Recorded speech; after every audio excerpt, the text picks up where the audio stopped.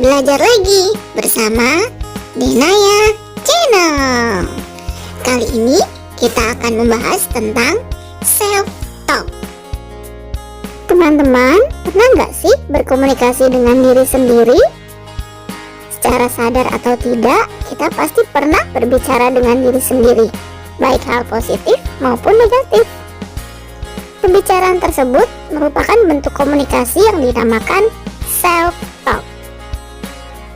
Self-talk adalah seni berdialog dengan diri sendiri, di mana kita berdialog pada diri yang dipengaruhi oleh pikiran bawah sadar dengan mengungkapkan pemikiran atau pertanyaan serta gagasan yang diucapkan dalam hati atau disuarakan secara lantang, sehingga menjadi sugesti bagi diri sendiri. Teman-teman, self-talk itu ada dua jenis, yaitu yang pertama, self-talk positif. Self-talk positif cenderung kepada pikiran yang bersifat optimis, percaya diri, dan penuh semangat dan tidak mudah menyerah. Kemudian yang kedua, self-talk negatif. Self-talk negatif cenderung kepada pikiran yang bersifat pesimistis, tidak percaya diri, dan mudah menyerah. Nah, dari kedua jenis self-talk tersebut, manakah yang sering kita lakukan? Semoga kita lebih memilih untuk yang positif ya.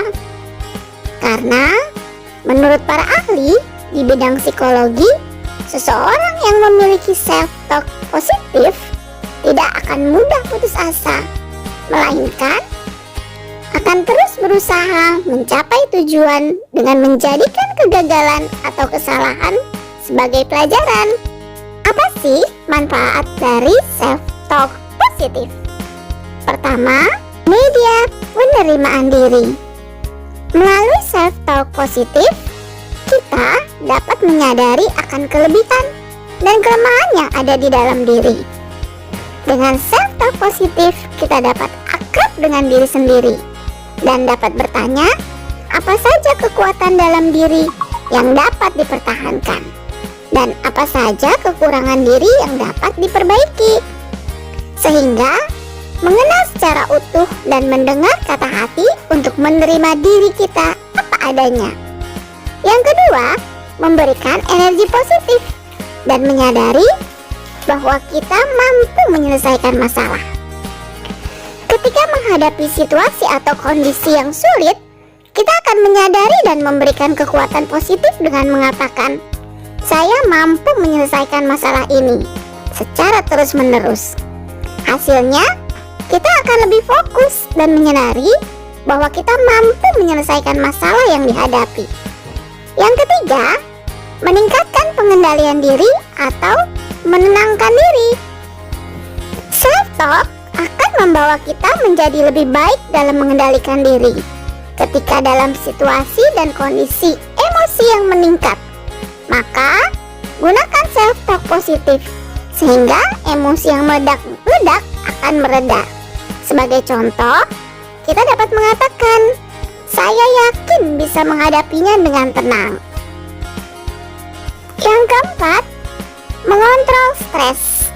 Dengan melakukan self-talk positif secara tidak langsung, kita menumbuhkan rasa menerima dan membangun kepercayaan diri, sehingga kita dapat mengontrol stres.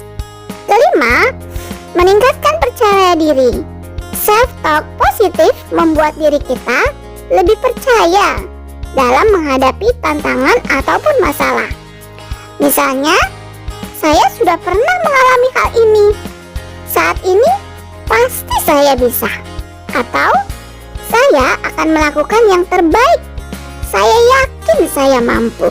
Nah, teman-teman, karena self-talk positif itu sangat bermanfaat buat diri kita, maka yuk mulai sekarang kita mulai melakukan kebiasaan atau membiasakan diri kita untuk melakukan self-talk positif. Nah, sekarang yuk kita berlatih.